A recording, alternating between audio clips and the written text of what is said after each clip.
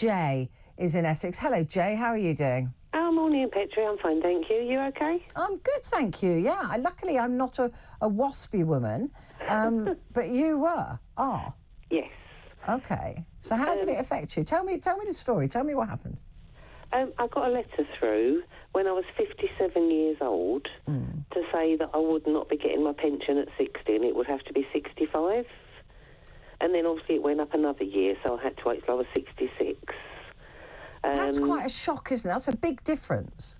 The thing is, Petrie, all those years ago, it was everybody did the same. You left school, you went to work, you paid your way because there weren't the benefits that there are now. Their advice was work hard, buy a house, do this, have your holidays, make your own life. You are responsible for yourself. Fair enough. You buy a house, you work out your mortgage, you plan your retirement, and then the government do this. And I think they're acting like criminals, to be honest, because when their pay review comes up for the MPs, they say, oh, no, it's not us that's giving it to ourselves, it's an independent body. Well, what's the difference? Yeah, they'll listen to them. One review says give it to them. Yeah. No, you're absolutely right. You're absolutely right. And that's the thing. It's the blatant, barefaced hypocrisy. Absolutely. And all the pictures that I've seen of Keir Starmer and the others standing next to WASPI women, signing pledges, we won't let you down. And how many of these women voted Labour on the basis that they thought, well, at least Labour will support us, at least we're in safe hands with them. Yeah. And it has not happened. But 3 years, you cannot make any difference in the 3 years to when your mortgage finishes and things like that. Exactly. And we're not all MPs and civil servants that get a whacking great big sort of pension from them as well. Yeah, gold-plated. And also a ruddy good salary, you know. But, according to the dictionary, a pledge or formal promise, especially one to give money or to be a friend, or something that you give as a sign that you will keep a promise. So he's had pledges, he's now got milestones. You can't trust a word the bloke says. And unfortunately, the rest of his cabinet are just as useless. I think they should all just be kicked out. Yeah, there's Ed Miliband there. There's all of them, all standing next to the WASPI women, all, agreeing to sign pledges. The Chancellor as well. Petrie.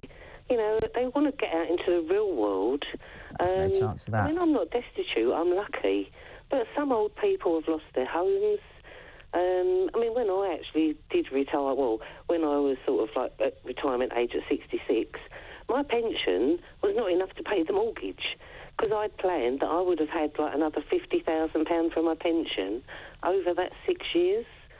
That would have paid it off. Yeah. Now, if someone took £50,000 off Keir Starmer and Angela Rayner and all those other hypocrites, they'd be screaming from the rooftops, wouldn't they? I'm not sure they'd notice. But, if they can spend £300 on a folder... No, £500 on a folder. £594 on a folder. It's disgusting. 63,000 on a professional photographer to make her look... For Angela Rayner, yeah. It's actions, not how it looks, Do what you're paid to do, and if you can't, get out and let someone else have a go.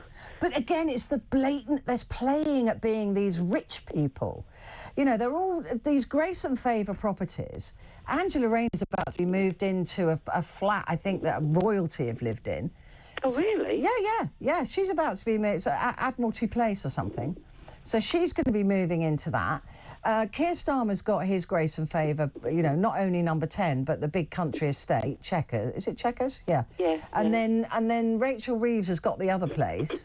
They're living the life of ultimate wealth.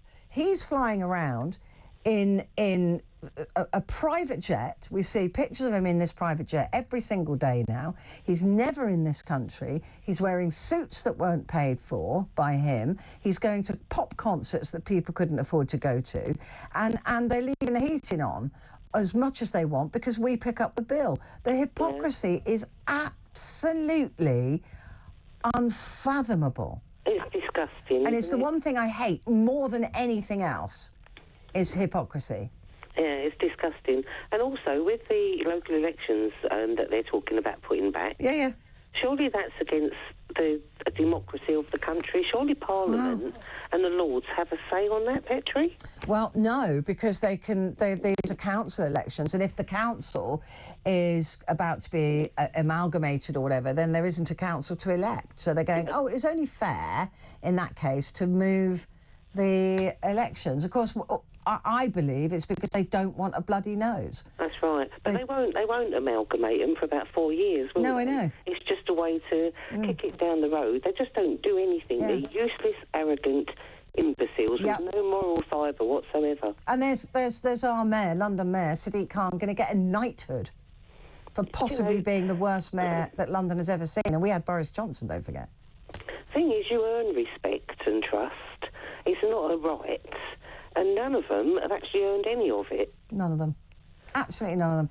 And Angela Rayner, who bought her own council house on discount, is now going to stop future generations from doing the same. Yeah, Unbelievable. You can guarantee it, can't you? Yeah, You yeah. know?